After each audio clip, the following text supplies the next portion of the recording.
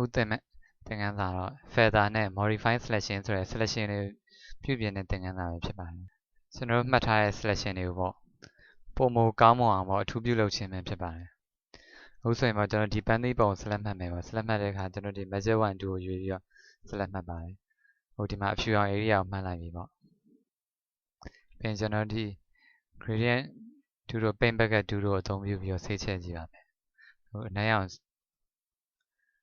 ရွေးထားတယ်ကျွန်တော်တခြား color တစ်ခုပေါ့ဆိုအပြရွေးမယ်ဆိုအပြ color ကိုရွေးလိုက်ပြီပေါ့ပြီးရင်ကျွန်တော်ဆေးချက်ကြည့်ပါမယ်ဒီမှာပြီးရင်ကျွန်တော်ချက်ကြည့်လိုက်ပါဒီပေါ်အခုလိုမျိုးချက်ကြည့်လိုက်မယ်ဆိုရင်ဒီအနားသက်လေးတွေကသူကအဖြူရောင်လေးအဖြူရောင် line လေးပေါ်နေပြီးတော့အနားသက်လေးတွေကမလှပါဘူးဒီအပြနောက်ခံမှာရိုက်ထားတဲ့ဓာတ်ပုံနဲ့မတူဘူးပေါ့အဲဒီကဒီလိုပဲကျွန်တော်ပေါ့ဒီ model ပုံတွေရှိပါဒါလေးကျွန်တော် select မှတ်ဖို့အတွက်အရင်ဆုံးအနေနဲ့ဒီနောက်မှာရှိတဲ့ background ဖြူအောင်ရင် select မှတ်လိုက်မယ်ပေါ့ဒီ background ကိုကျွန်တော်ဒီအပြာရောင်ပြောင်းခြင်းတယ်ပြောင်းခြင်းတဲ့အခါကျွန်တော်ဒီနောက်ခံ background ကိုအပြာရောင်ဖြစ်ဒီအခုလိုပေါ့ paint bucket 2ကိုအသုံးပြုပြီးတော့ဆေးချက်လိုက်ပါတယ်ဒီခါကြည့်လိုက်ပါဒီအနားသက် line လေးတွေဟာဆိုရင်အခုလိုပေါ့ဖြူ background ကနေပေါ့တခါတည်းဒါတိုင်း paint bucket 2နဲ့ဆေးချက်လိုက်တာဖြစ်တဲ့အတွက်အခုလိုအနားသက်လေးတွေဟာအဖြူရောင် border line လေးတစ်ခုလိုခြားနေအောင်တွေ့ရမှာပါဒီအတွက်ကျွန်တော်ဒီရိုက်ထားတဲ့ပုံတွေကပေါ့အပြာရောင်နောက်ခံ background မှာရိုက်တာနဲ့မတူပါဘူးဒီနေ့အပြင်မပြီးပြင်းဘူးပေါ့ဒီလိုအကြောင်းအရာတွေမှာဆိုရင်ကျွန်တော်ဒီ selection တွေကို modify ပြုလုပ်လို့ရပါတယ်ကျွန်တော်ခုနအနေထားတိုင်းပြန်သွားကြည့်အောင်ပထမဆုံးကျွန်တော်selection ရေးမှတ်လိုက်မယ်ပေါ့ပြီးရင်ဒီ select ထဲမှာရှိရ modify ဆိုတာရှိပါတယ် modify နဲ့မှာပထမဆုံးကျွန်တော်စပြောမှာ smooth ပါ smooth ကြတော့ဒီကိုပြုလုပ်ထားတဲ့ selection ကိုချောမွေ့အောင်လုပ်တာပါပြီး okay လုပ်မယ်ဆိုရင်အရင်ကထက်ဒီ selection ကချောမွေ့သွားမှာပါပိုသိတာအောင်ပုံတုံအနေနဲ့ပြပါမယ်ဒီလို selection မှတ်လိုက်တဲ့အခါပေါ့တချို့ပုံတွေမှာအခုလိုအချွန်တက်လေးဖြစ်နေဒီ selection ကိုပေါ့ select ထဲက modify နဲ့မှာ smooth ဆိုတာရှိပါတယ်ဒီ smooth ထဲမှာကျွန်တော်ကိုဘယ်လောက် pixel လဲပေါ့မှာ2 pixel ဆို2 pixel ဆိုရင်ကျွန်တော်ဒီ selection လေးကချွန်တက်တဲ့နေရာတွေနဲ့အခုလိုလုံးဝမယ်ပေါ့ selection ကပိုချောမွေ့သွားမှာဖြစ်ပါတယ်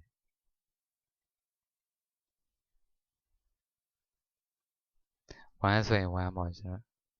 အခုလို selection ကချွန်နေတဲ့နေရာလေးတွေကသူကလုံးဝတဲ့သဘောပေါ့ selection တွေချောမွေ့သွားတာဖြစ်ပါတယ်နောက်တစ်ခုကပေါ့ဒီမှာဆိုရင်အခုလက်ရှိမှတ်ထားတာ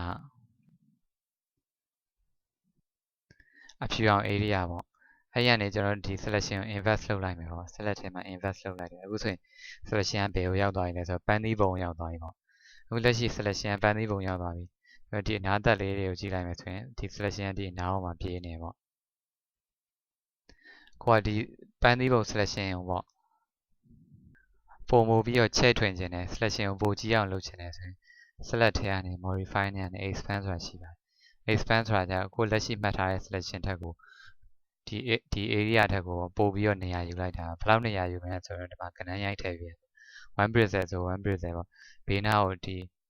အနားသက် line လေးက1 pixel တိုးသွားပါပြီပို့ပြီးသိအောင်ကျွန်တော်ကဏ္ဍများများပြုလုပ်ကြည့်ပါမယ် expand လုပ်လိုက်မယ်ပေါ့5 pixel လုပ်လိုက်မယ်ဆိုရင်ဘေးဘက်ကို5 pixel ရောက်သွားပါပြီသူနဲ့ပြောင်းမြန်ပေါ့ contrast ကတော့ selection ကိုချုပ်တာပါကျွန်တော်5 pixel ပြန်ချုပ်လိုက်မယ်ဆိုအတွင်းကိုပြန်ချုပ်သွားတာတွေ့ရဟုတ်ပါပြီကျွန်တော်ဒီ selection ကိုပြောင်းမြန်ပြန်လုပ်ကြည့်အောင် select ထဲ invert ခေါ်တာဆို selection ကဘယ်အောင်မှတ်ထားဖြစ်မလဲဆိုအဖြူရောင် area ကိုမှတ်ထားဖြစ်သွားပြီကျွန်တော်အခုချိန်မှာ selection area ဖြူရောင် line လေးတွေကျန်နေတဲ့အချိန်မှာကျွန်တော်ဒီ color ထည့်လိုက်မယ်ဆိုရင်အခုလိုကြားမှာအဖြူ line တွေဖြစ်နေပါပြီကိုကဒီ selection area ကိုပေါ့ expand ထပ်လုပ်လိုက်မယ်ချဲ့လိုက်မယ်ဆိုရင်ဟုတ်ဆိုရင် selection ကို2လောက်ထပ်ချဲ့လိုက်မယ်ပေါ့ ဒါဆိုဒီအနေထားလောက်ဖြစ်သွားပါပြီအဲ့အချိန်မှာကျွန်တော်အခုလို save ချလိုက်မယ်ဆိုဒီလိုအနေထားဖြစ်သွားပါပြီနောက်တစ်ခါကျွန်တော် selection ပေါ့ expand ပေါ့ 1 pixel လောက် expand လုပ်လိုက်မယ်ကျွန်တော်ဒီရှိရဲ့ selection ကိုဖြတ်လိုက်ပြီးတော့မှကျွန်တော်ဒီကောင် clear လုပ်တာပေါ့ keyboard က delete key နှိပ်ပြီး okay နှိပ်လိုက်ရတယ်ဒါမှမဟုတ် edit ကနေပေါ့ clear ဆိုတာနှိပ်လိုက်ရတယ်ပြီးတော့မှအခုလို save ချလိုက်မယ်ဆိုရင်တော့သူကပန်းသီးအသားဘက်ကိုပို့ပြီးတော့ပဲ့သွားသလိုဖြစ်မှာပါဒါပေမဲ့ကျွန်တော်အခု selection တွေမှတ်တဲ့အခါပေါ့ဒီအနားသက် line တွေကညံ့ညောနေဖို့လိုပါတယ်အခုဆိုရင်ကျွန်တော်ဒီမှာပေါ့ဒီပုံကိုဆိုရင်လည်း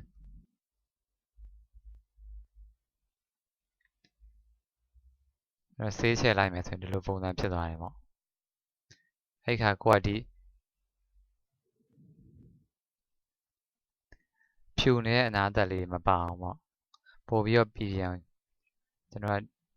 ဒီကောင် expand နဲ့ချဲ့လိုက်မယ်ပေါ့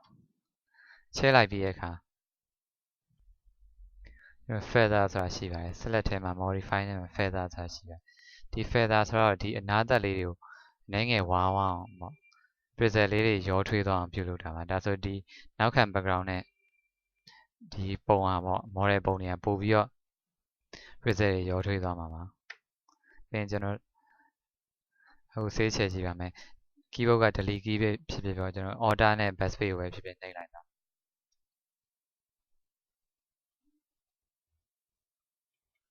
ဒါဆိုရင်ဟိုဒီအနားသက်လေးတွေကပေါ့အခုလိုပုံစံတစ်မျိုးပြောင်းပြီးတော့ပို့ပြီးရင်လာမှာပါဟုတ်ပါပြီဒီကောင်ကကျွန်တော် background တွေပေါ့နောက်ခံ background တွေပြောင်းတဲ့နေရာမှာလည်းအရေးပါပါတယ်လက်တွေ့ background ပြောင်းကြည့်အောင်ခုနအနေထားတိုင်းပုံပြန်ယူလိုက်ပါမယ်ဟိုဒီပုံ selection စမှတ်မယ်ပေါ့ဒီ magic wand နဲ့ပေါ့အခုလိုလိုက်မှတ်လိုက်ပါတယ်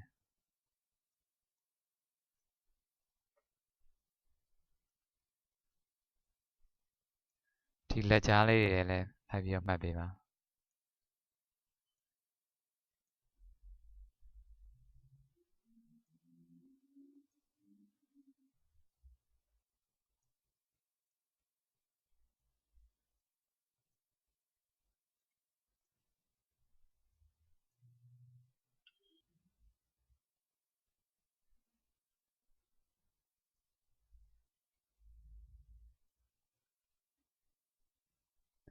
ခုလို selection လုပ်လိုက်ပြီးဆိုရင်တော့အဖြူအောင် area တွေ select မှတ်ပြီးပါပြီဒါဆို selection ကိုပြောင်းပြန်လုပ်လိုက်ပါမယ် select ထဲကနေ invert ကိုနှိပ်လိုက်ပါ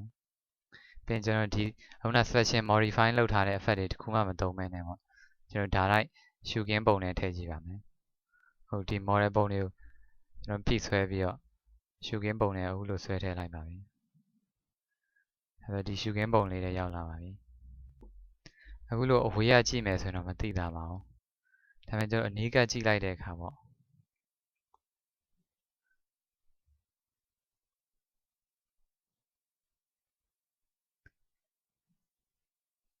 ဒီ model လေးတွေရဲ့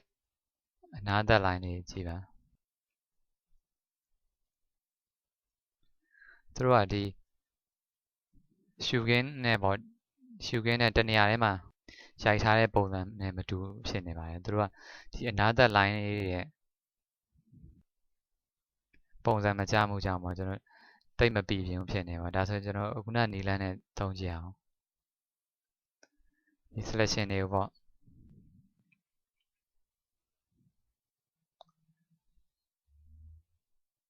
ကျွန်တော် context နဲ့ပေါ့နည်းငယ်ခြုံကြည့်မယ်နောက်တစ်ခါကျွန်တော် feather ပေါ့ shift နဲ့ f နဲ့နှိပ်လိုက်နေရမယ် feather ခေါ်ကြည့်လိုက်မယ်ပေါ့အခုလို feather ဒါမှမဟုတ်1သို့မဟုတ်2ပေါ့တခုပြုလုပ်ပြီးတော့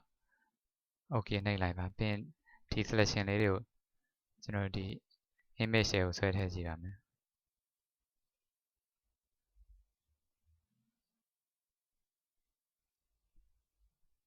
ဒါတော့ကျွန်တော် modify လုပ်ထားတဲ့ image ပုံပါကျွန်တော်ဒီပုံတွေကိုချဲ့ကြည့်အောင်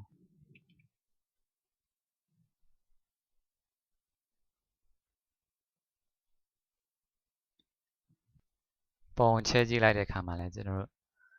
ပထမလောက်ထားသလိုပေါ့ဒီ selection direct မှတ်ပြီး image ကိုအခုလိုရွှေ့ထား direct ရွှေ့ထားတဲ့ဆိုင်အခုလို feather တို့ contrast တို့စတဲ့ modify လုပ်ပြီးတော့ရွှေ့ထားတဲ့ပုံကပို့ပြီးရပါတယ်ဟိုပုံတစ်ပုံရှင်းကြည့်ပါဒီဘက်ချမ်းတော့ကျွန်တော် feather နဲ့ modify တွေကိုထပ်မံပြုလုပ်ပြီးတော့ကျွန်တော် selection မှတ်ထားတဲ့ပုံပါဒါတော့ရိုးရိုး selection မှတ်ထားတဲ့ပုံပါချဲကြည့်လိုက်လေသူကချဲလေပိုသိတာပါတယ်ပုံချဲလိုက်လေဒီမှာဆိုရင်ကျွန်တော် line အဖြူစမ်း line အစင်းလေးပေါ်လာပါပြီဒီဘက်မှာအဲ့လိုမျိုး line တွေမရှိပါဘူးအကြီးချဲကြည့်လိုက်ပိုသိတာပါတယ်ဒီမှာသူ့ရဲ့ဒီသပင်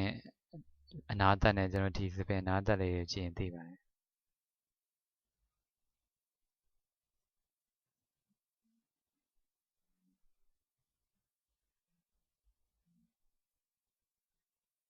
ဒါကတော့ feather နဲ့ modify နေကြမှာနောက်တစ်ခု border ဆိုတာရှိပါတယ်ဟို selection ရဲ့ modify နဲ့ border ဆိုတဲ့အကြောင်းဆက်ပြောပါမယ် border ဆိုတာကျတော့အခုလို image ပုံတစ်ပုံမဟုတ်ပဲねပေါ့ကျွန်တော်အခုဒီပုံလေးလို့ပေါ့ဒီကောက်ကြောင်းလေးတွေပဲပေါ့ဘေးနားမှာရှိတဲ့ဒီကောက်ကြောင်းလေးတွေပဲလိုချင်တဲ့ခါကျရင် selection နဲ့က border ဆိုတဲ့ effect လေးကိုသုံးပေးရပါမယ်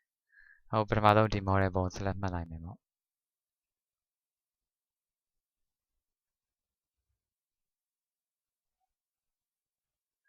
ပြန်ကျတော့ selection ကို invert လုပ်လိုက်မယ်ပြောင်းပြန်လုပ်လိုက်မယ်ပေါ့ဒါတော့အခုကိုယ့်ရဲ့ selection ကဒီ model ပုံက select မှတ်ပြီးသားဖြစ်နေပါပြီ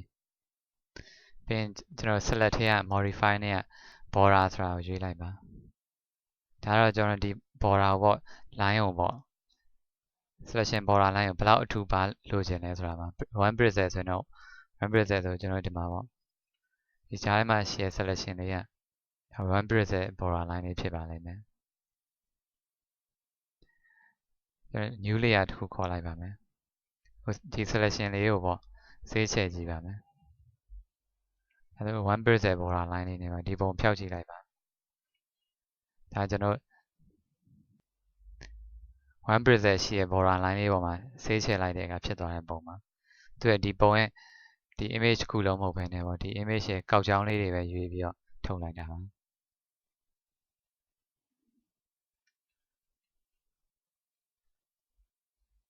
တကယ်လို့ပေါ့ဒီ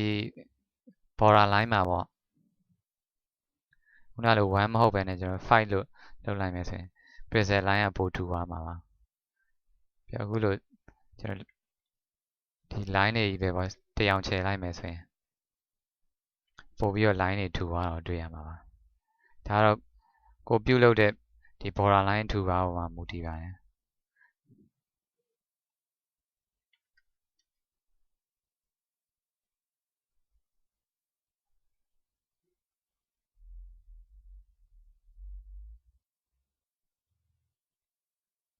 ဒါတော့ selection ကို border ပြုတ်လုပ်တာပါ